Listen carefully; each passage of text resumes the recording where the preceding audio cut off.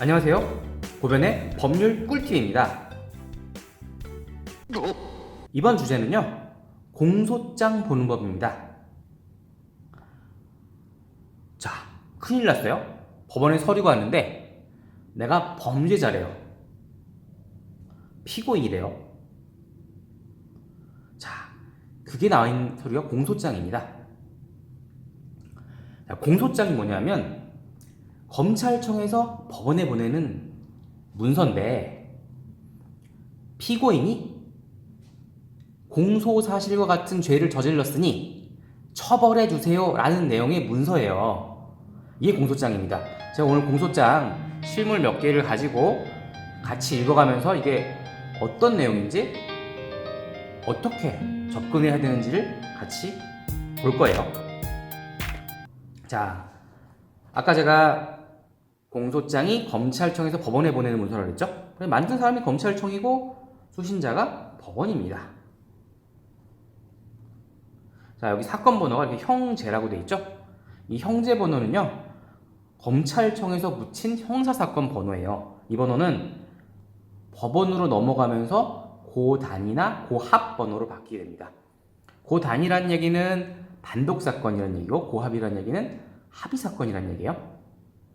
자, 단독사건 쉽게 말하면 판사가 1명, 합의부 사건 판사가 3명이라고 생각하면 간단하죠. 그렇게만 일단 아세요. 자, 공소장에서 제일 먼저 확인해야 할 게 뭘까요? 먼저 여기에 적힌 피고인이 내가 맞는지 확인을 하고 그 다음에 죄명을 확인하는 거예요. 자, 피고인 관련 사항이라고 되어 있어요. 이거 볼게요.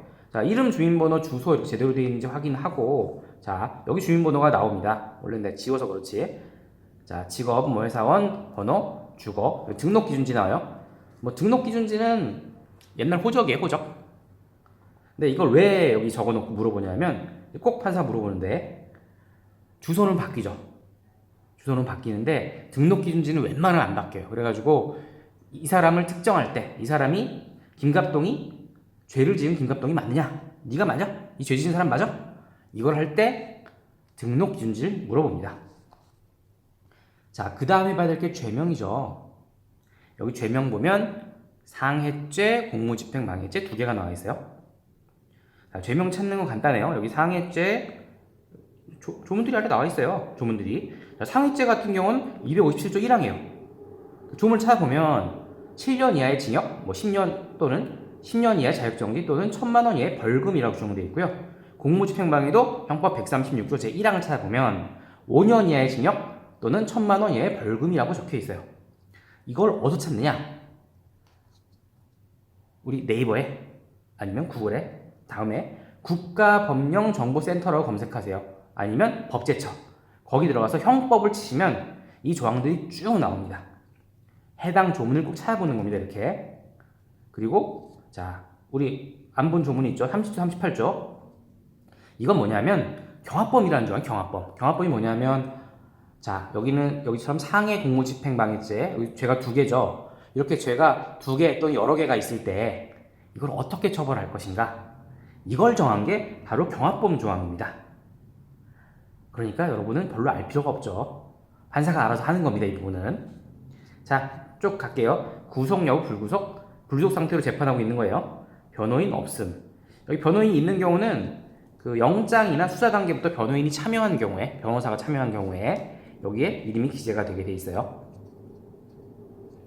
자, 솔직히 말하자면요, 이 법정형들 있죠. 상해죄가 7년 이하의 징역이고 공무집행방해죄 5년 이하의 징역이고 이런 것들 우리도 못 외워요. 물론 많이 보는 것들은 알죠. 변호사들도 못 외워 이거. 늘상 이만 보고 있는 게 아닌데. 그리고 이거 뭐하러 외워요? 종종 바뀌거든요. 이것도 사람들이 착각하는 게 사법시험 볼 때 이거 법조문을 다 외워서 시험 본다고 생각해요.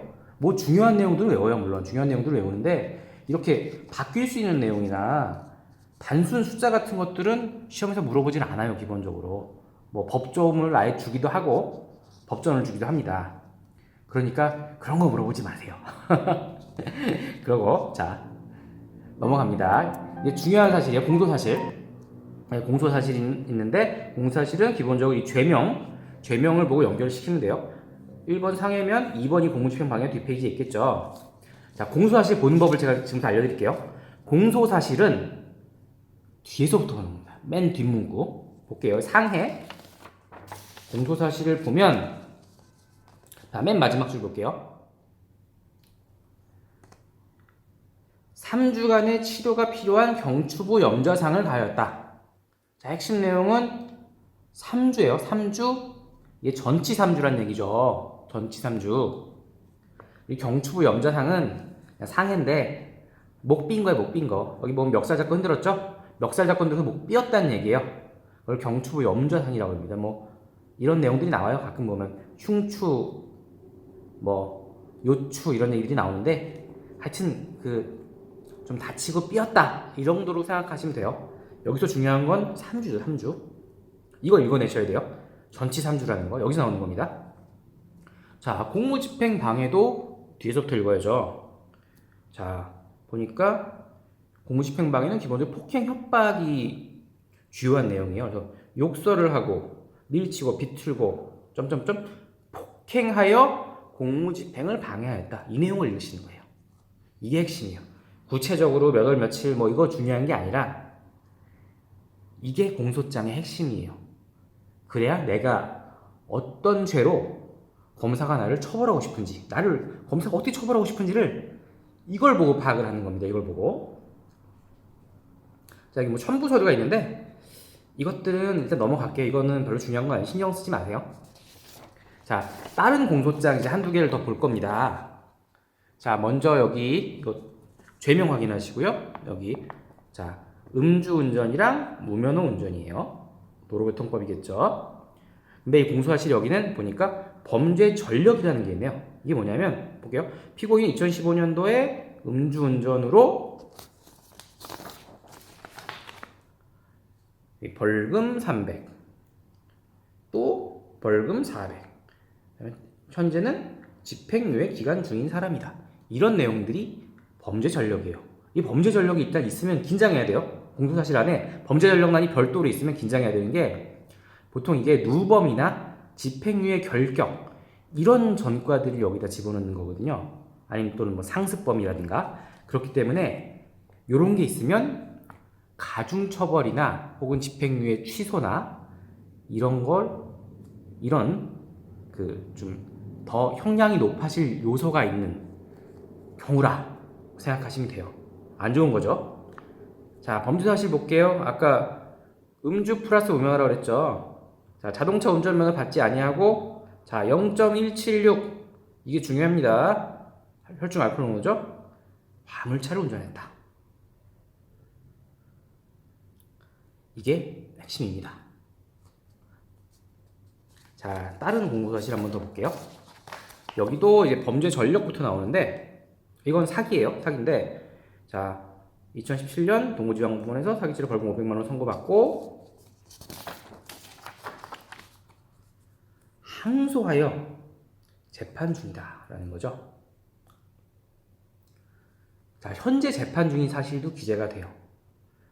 뭐 경우에 따라 병합도 열 수 있고 하기 때문에 자, 이것도 한번 공소사실 읽어보겠습니다. 자, 사기죄라 그랬죠? 사기죄 쭉 내려가 보시면 이거 뒤에서부터 보는 거예요. 자, 거래처를 넘겨줄 의사 능력이 없었다.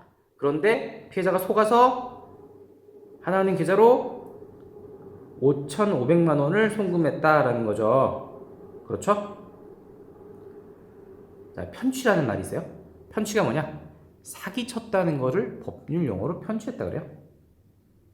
좀 어렵게 쓴 말이에요. 그러니까 5,500만 원짜리 사기죄라는 거예요. 이 맨 뒤만 보면 아시겠죠? 이건 5,500만 원짜리 사기죄로 검사가 기소를 했다라는 거예요. 이렇게 보시는 겁니다. 공소장은. 자, 많이 물어보는 질문 중에 이런 게 있어요. 변호사님, 저 몇 년형이나 받을까요? 그걸 내가 어떻게 알아? 왜? 변수가 너무 많아, 변수가.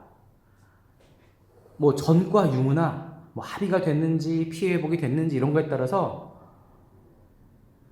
이 공소장만 공소사실만 읽어서는 알 수가 없어요. 그래서 이제 좀 경험이 많으신 분들은 이렇게 물어봐요. 예전에 제가 이런 전과가 있고 현재 합의가 되지 않았고 피해액이 얼마인데 집행유예가 가능할까요? 이렇게 물어봐. 이렇게. 그럼 우리 대답하기 좋죠. 이렇게 콕콕 집어서 물어보면 우리도 보다 좀 정답에 가까운 답을 줄 수가 있어요. 그래서 정보 제공을 제대로 하지 않고는 우리도 올바른 답을 드릴 수도 없고 올바른 답을 받아가실 수도 없어요. 이거 꼭 명심하시고요. 뭐 변호사가 전지전능해서 머릿속에 들어갔다 나올 수 있는 거 아니잖아요. 그러니까 항상 올바른 정보 제공을 하고 법률 상담을 받자는 겁니다. 자, 고변의 법률 꿀팁 오늘 공소장 보는 법에 대해서 같이 알아봤습니다. 도움이 되셨길 바라겠습니다. 이상 마치겠습니다.